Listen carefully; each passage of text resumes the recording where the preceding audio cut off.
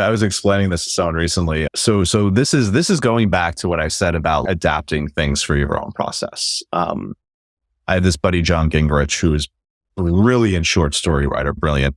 And he will write a short story and then he'll delete it. And then a couple of days later, he'll rewrite it from memory. And insane to me. I'm never going to do that with a short story because it's like, no, I can't delete that many words.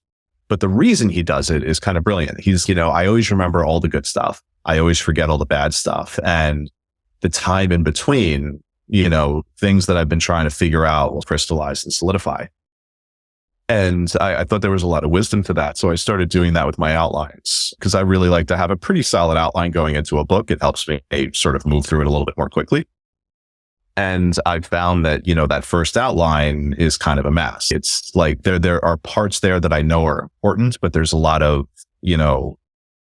there's a lot of just like fat there that's not really resonating for the story, or there are parts that are missing, or there are connections that are not making sense. It's like, I know I've got characters here and I got to get them there and I have no idea how I'm going to do it. So I'll just look at it and get mad and I'll delete it. And then a couple of days later, I will sit down and I'll do it again. And I realized as I was doing this that it would get more streamlined and it would make more sense because I had had time to think about it. And it's true, like the really good stuff, you don't forget about it. It's always going to be there in your head. It's just the sort of the fuzzier stuff starts to fall away. So I'll do it 2, 3, 4 times and find that by the 4th time, the outline actually looks pretty solid. And I think it serves a dual purpose, is it helps you to be not so precious about the words. Because again, they're going to be there. They're inside you. You have them all. There's only so many words. We know them all. We just have to put them in the right order. And so if we can sort of come to this place of understanding that like, hey, just because I put it down on the page doesn't mean that I need to keep it. It's a good and it's a healthy thing.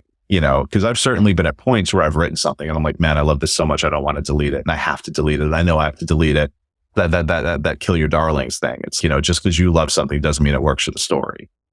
And I think this is an exercise that kind of helps make that whole process a little bit easier.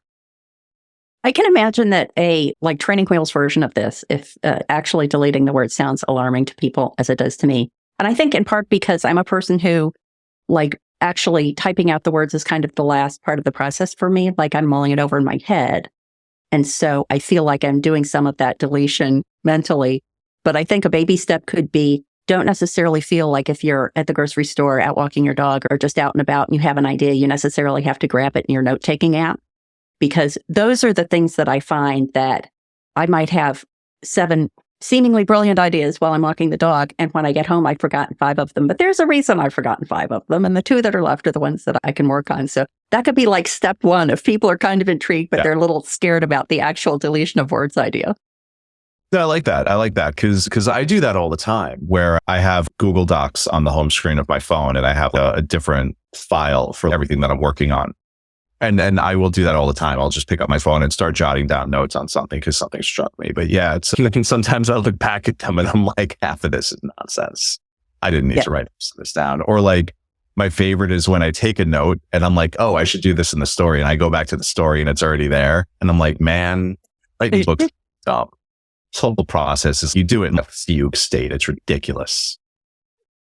Yeah, sometimes people will ask me if I get ideas in the middle of the night. And if I do, if I write them down and I'm like, oh, no, that would be awful. I wouldn't want to see the results of what I would write down if I captured the things I thought about in the middle of the night. Every now and again, I get a good one. I was watching Kung Fu Panda with my daughter the other day, and there was something in the story of that movie that kind of crystallized a point for me. I'm writing the Assassin's Anonymous sequel now. And it was like an idea that I sort of have been circling around and I just needed it to be crystallized for me. And watching Kung Fu Panda, I was like, oh, that's what I'm supposed to do. So I'm just sitting there on the couch with her, just taking down notes.